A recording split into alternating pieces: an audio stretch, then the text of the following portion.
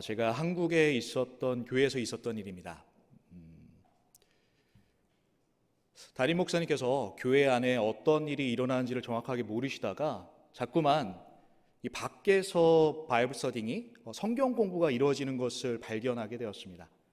이것을 부목사님께 한번 알아보십시오라는 말씀을 드리고, 이것을 알아보니까 교회 안에 신천지가 있다는 것을 알게 되었습니다. 이 교육자 회의 가운데 목사님과 많은 교육자들은 회의하게 되고, 그 가운데 목사님께서 제안하시기를 신천지 본부에 가서 우리 성도님들이 들어가는지를 확인해 보는 것이 어떻겠습니까? 라는 제안 가운데 부목사님께서 마치 팀명을 맡으듯이 잠복 근무하듯이 그 신천지 예배하는 곳에 가서 누가 들어가는지를 보게 되었습니다. 이 예배하는 시간을 알게 되고, 그 시간에 부목사님께서 이렇게 차에 숨으셔서 이렇게 보게 되었는데요. 그런데 정말로 예전 교회 가운데 들어가시는 분이 있다라는 것을 발견하게 되었습니다. 이것으로 인해서 담임 목사님께 알리게 되고, 그분들에 대해서 어떻게 해야 됩니까? 라는 의논이 이루어졌는데요. 담임 목사님께서는 직접적으로 그분들에게 말씀하시지 않았지만 광고 시간에 우리 교인들 가운데 신천지가 있다라는 것을 알게 되었습니다. 신천지 분들은 자연스럽게 예배에서 좀 나가주셨으면 좋겠습니다 라는 말씀을 하셨을 때, 그 다음 주부터 그 신천지에 관련됐던 분들이 떠나셨다라는 것을 듣게 되었습니다. 참 안타까운 것은 제가 어렸을 때부터 알았던 분들인데도 불구하고 그분들이 신천지에 있었다라는 것입니다. 오늘 말씀을 보면, 오늘 4장 말씀을 먼저 보면 바울은 자신의 생각과 경험으로 디모데에게 이 목회적인 것을 가르치고 있는 것이 아니라 바로 성령이 밝히 말씀하심으로 후일에 사단의 속임과 거짓된 가르침이 있을 것을 말하고 있습니다. 바로 성도들의 배교를 말하고 있는데요. 여기서 중요한 것은 때의 부분인 것 같습니다. 이 말씀을 보면 후일에라는 말을 하고 있는데요. 바울은 분명히 후일에라고 말하고 있는데, 이 후일이라는 이 말을 찾아보면 마치 다시 오실 예수님의 그 재림 때에 일어날 것 같은 말처럼 보이지만, 바울은 분명히 이전에도 이 배교의 모습이 현재에도 벌어지고 있다는 것을 언급한 적이 있습니다. 이것은 다시 말하자면 예수님의 오실 때 그 재림만을 얘기하는 것이 아니라 예수님의 그 초림부터 재림까지 종말의 시기에 통칭을 얘기하고 있는 것입니다. 전체적인 종말을 얘기하고 있는 것입니다. 예수님께서 오셨을 때부터 또한 다시 오실 그날까지의 그 종말을 말씀하고 있는 것입니다. 말씀에서 보면 유대교의 분파를 볼 수 있는데요. 바리새파와 또한 사두개파, 에세네파가 있는데, 오늘 말씀에서 4장 1절에서 3절까지의 말씀에 나오는 이러한 부류의 분파들은 에세네파라고 합니다. 이들은 금욕주의가 강하고요. 이것이 어떻게 그리스도 교회 안에 들어가는 것을 보았을 때, 그리스도 교회 안에 이 영지주의자들이 있었습니다. 이 영지주의의 주장과 그 에세네파의 주장이 결합됨으로써 더욱더 그 금욕주의가 왕성했다라고 합니다. 초대교도 시대 때 교회 내에서 악영향을 끼쳤던 이 영지주의로 인해서 사람들은 이 육체는 악한 것이고 영만이 소중한 것이다, 귀한 것이다 라고 느낄 수 있었고요. 이 견해로 인해서 이 영지주의자들은 육체는 영혼의 감옥에 불과하다라고 말하고 있습니다. 바울은 이런 잘못된 거짓된 가르침을 가르쳐 조심할 것을 말씀하고 있고요. 이것은 하나님의 창조의 질서에 어긋난 일이다. 하나님께서 이 모든 창조가 선하시고 우리가 이 모든 것을 가지고 감사할 것이라는 것으로 말씀은 전해지고 있습니다. 바울이 말하고 있는 이 이단들의 모습들, 이 거짓된 가르침들, 그때뿐만 아니라 지금을 살아가고 있는 우리 또한 이 주변에서 이 이단의 존재를 알게 됩니다. 우리가 이 이단에 대해서 더욱더 알고 연구해야 될까요? 어쩌면 연구함으로 인해서 그 이단을 알므로 인해서 내가 그것을 피할 수 있지만 더 정확한 분별을 위해서는 우리가 정확한 진리를 알 필요가 있습니다. 진리란 무엇일까요? 또한 이 진리는 어디에서 찾아야 할까요? 바울은 그 진리가 교회 안에 있다라는 것을 말씀하고 있습니다. 그렇다면 우리가 말하고 있는 교회는 무엇일까요? 교회의 본질은 무엇이고 교회가 말하고 있는 진리는 무엇일까요? 오늘 말씀을 보면 바울은 3장 14절부터 16절까지의 말씀에서 교회가 무엇인지, 교회의 본질이 무엇인지, 교회에서 말씀하고 있는 그 진리가 무엇인지를 디모데에게 가르쳐주고 있습니다. 첫 번째로 교회는 하나님의 집입니다. 14절 말씀을 볼까요? 14절 말씀을 보면 바울은 하나님의 집으로서 교회를 표현하고 있습니다. 이 집이라는 표현은 원어적으로 오이코스라고 말하는데요. 이것은 두 가지의 뜻을 갖고 있습니다. 우리가 알고 있는 건물적인 집을 얘기하고 있고요. 또 하나는 그 건물 안에 살고 있는 사람들, 다시 말해 가족을 뜻합니다. 이 성경에서는 이 두 가지 부분을 다 갖고 있는데요. 고린도전서 3장 16절 말씀을 보면 너희는 너희가 하나님의 성전인 것과 이 은유적으로 우리가 성전인 것을 알아야 된다는 것을 말하고 있지만 여기서 말하고 있는 성전은 이 건물 또한 이 집에 대한 원어적인 뜻을 갖고 있습니다. 베드로전서 2장 5절 말씀을 보더라도 너희도 산 돌같이 신령한 집으로, 여기서 나오는 집 또한 신령한 하나님의 집, 또한 하나님의 건물로서의 표현으로 나타나고 있고요. 이와 반대로 하나님의 가족이라는 표현은 히브리서 3장 5절 말씀을 보면 또한 모세는 장래에 말할 것을 증언하기 위하여 하나님의 온 집에서, 여기서 말하고 있는 온 집에서는 온 가족을 말하고 있고요. 또한 에베소서 2장 20절에서 22절 말씀을 보면 이 두 가지의 표현, 이 건물적인 집에 대한 표현과 또한 이 가족에 대한, 이 사람에 대한 표현이 함께 쓰여지는 것을 볼 수 있습니다. 여기서 말하고 있는 오이코, 이 집이라는 뜻은 우리가 지금 말씀을 보고 있는 이 말씀에서만 등장하는 것이 아니라 이 전의 말씀에서도 등장하고 있는 것을 볼 수 있습니다. 분명히 집사에 대한 부분을 얘기하실 때 이 집에 대한 부분들을 가족에 대한, 이 사람에 대한 표현을 볼 수 있는데요.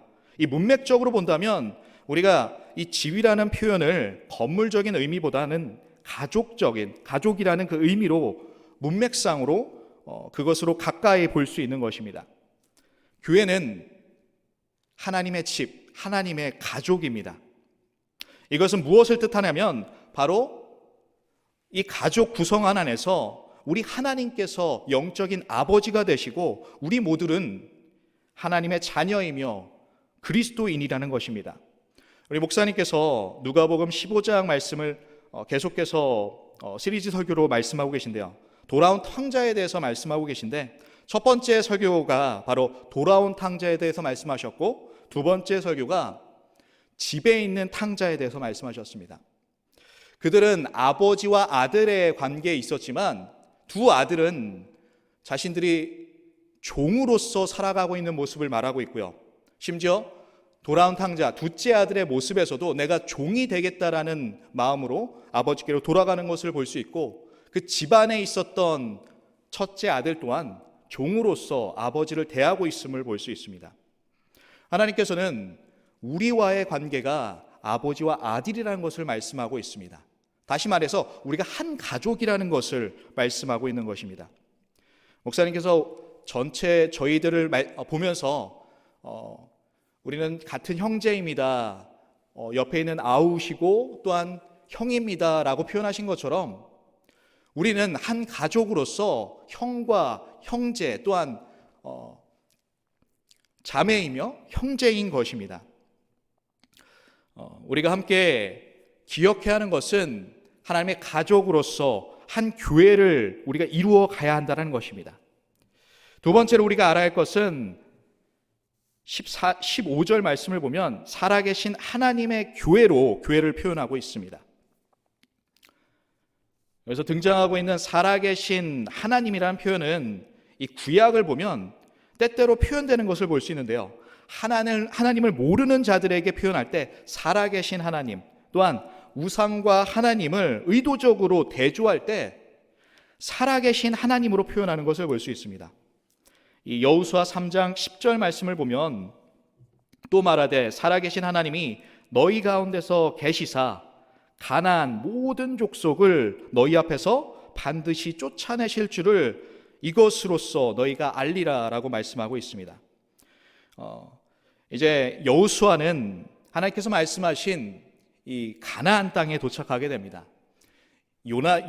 요단강을 건너기 전에 하나님께서 그에게 말씀하신 것처럼 이 모든 땅을 우리에게 주실 것을 말씀하시며 이 하나님을 알지 못하는 그들을 바라보며 살아계신 하나님을 이야기하고 있습니다. 이것은 또한 이 모든 족속 안에 있는 우상들과 하나님을 비교하고 있는 것입니다. 하나님께서 이사야 45장 5절 말씀에 나는 여호와라 나 외에는 다른 이가 없나니 나밖에 신이 없느니라 라고 말씀하십니다. 하나님은 유일한 하나님이십니다. 우상은 거짓된 것이며 하나님만이 참된 신이신 것입니다.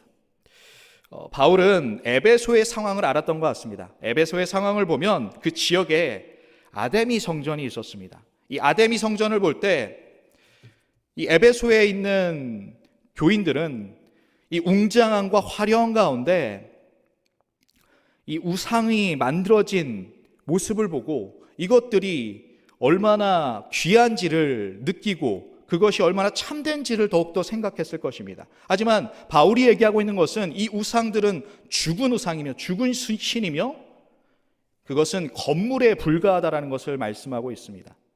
두려워하지 말고 살아계신 하나님의 능력을 바라볼 것을 바울은 디모데에게 당부하고 있는 것입니다. 이사야 44장 10절 말씀을 보면 이사야는 이 우상이 무익하다라고 얘기하고 있고 예레미야 10장 15절 말씀을 보면 예레미야는 이 우상들이 헛된 것이며 망령되이 된 것이며 징계받을 때에 멸망할 것을 말씀하고 있습니다. 바울은 또한 이 모든 구약의 말씀을 가지고 고린도후서 6장 16절 말씀에 하나님의 성전과 우상이 어찌 일치가 되리요 우리는 살아계신 하나님의 성전이라고 말씀하고 있습니다. 바울은 살아계신 하나님과 헛된 우상이 비교의 대상이 없다라는 것을, 비교의 대상이 될 수 없다라는 것을 말하고 있는 것입니다. 또한 우리에게 말하고 있는 것은 우리가 살아계신 하나님의 교회, 가족으로서, 백성으로서 살아가야 한다라는 것을 강조하고 있는 것입니다. 하나님은 살아계십니다. 예전부터 지금까지 또한 앞으로도 살아계신 하나님이십니다. 우리는 지금 예배하고 있습니다. 우리는 죽은 우상을 예배하는 것이 아니라 살아계셔서 역사하시는 하나님을 예배하는 것입니다. 모든 종교는 죽은 자를 예배하고 있습니다. 하지만 기독교는 죽음을 이기시고 부활하신 살아계신 하나님을 예배하는 것입니다. 마지막 세 번째로 바울은 교회를 진리의 기둥과 터로 이야기하고 있습니다. 15절 말씀을 보면 바울은 진리의 기둥과 터로 이 교회를 이야기하고 있습니다. 이 진리는 무엇입니까? 우리가 너무나 잘 알고 있는데요. 이것을 원어적으로 보자면 해석이 숨길 수 없는 것, 숨겨질 수 없는 진리를 말하고 있습니다. 바울은 숨길 수 없는 이 진리가 바로 예수 그리스도라는 것을 말씀하고 있는 것입니다. 우리가 기둥이라는 것은 너무나 잘 알고 있습니다. 기둥은 어떤 역할을 합니까? 이 건물 가운데 무너지지 않도록, 이 건물이 안전하도록 받쳐주는 역할을 합니다.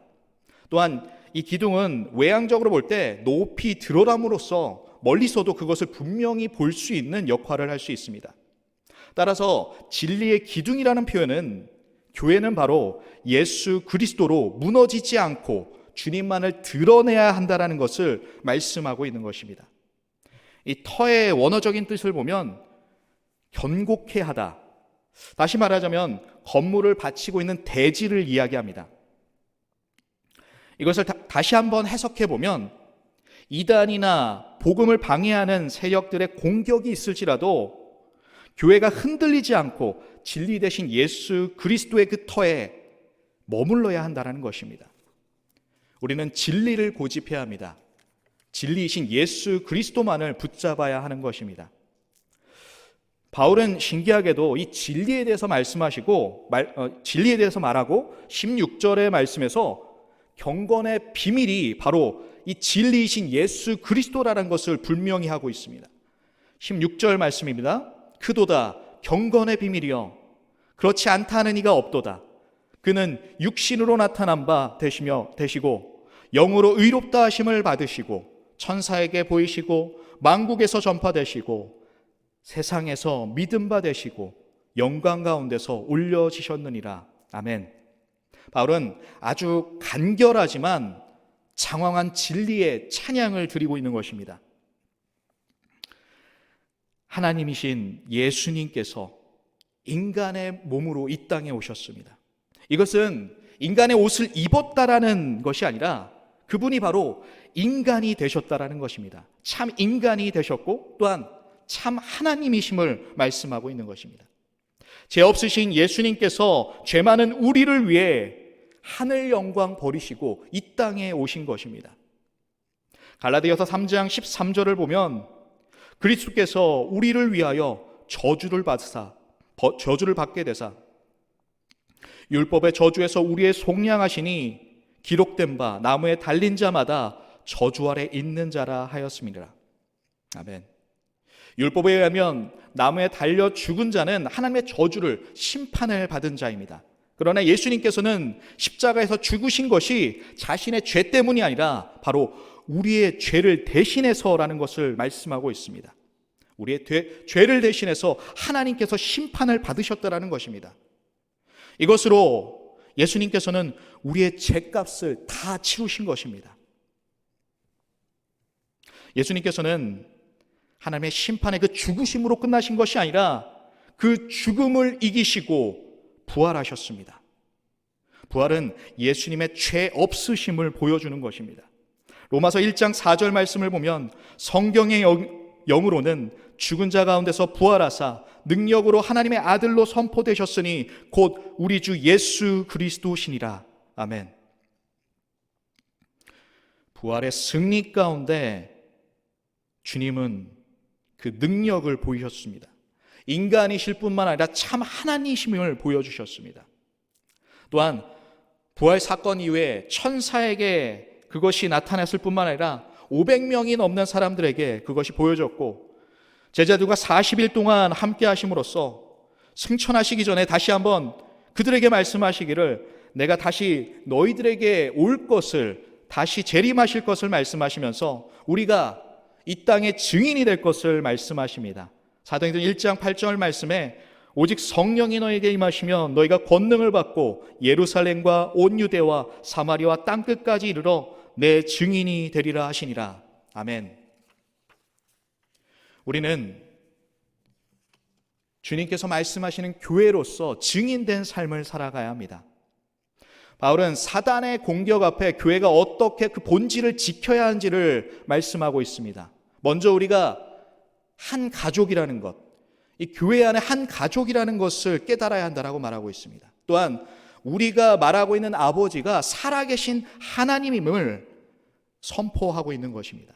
또한 예수님의 기둥과 터로 교회가 흔들리지 말 것을 경고하고 있는 것입니다. 교회 머리 대신 예수 그리스도로 말미암아 주님만을 바라보며 이 땅 가운데 흔들림으로 살아가는 것이 아니라 오직 주님만을 고백하며 주님만을 외치며 주님만을 붙드시는 저와 여러분이 되기를 축복합니다. 저는 오늘 말씀을 보면서 교회가 교회되게라는 찬양을 생각하게 되었습니다. 우리에게는 사명이 있습니다. 예수님께서 승천하시기 전에 우리에게 말씀하신 것처럼 교회가 해야 할 것을 말씀하셨습니다. 우리가 하나의 가족인 것과 또한 우리가 섬기는 하나님은 유일한 하나님이시며 살아계신 것과 또한 우리가 더욱더 고집해야 할 것이 진리이신 예수님이시며 그분을 전해야 하는 것을 말씀하고 있습니다. 우리가 교회로서 그 역할을 감당하길 원합니다. 한 사람 한 사람 이 교회 구성원으로서 우리가 교회됨으로써 그 진리 되신 예수 그리스도를 증거하길 원합니다.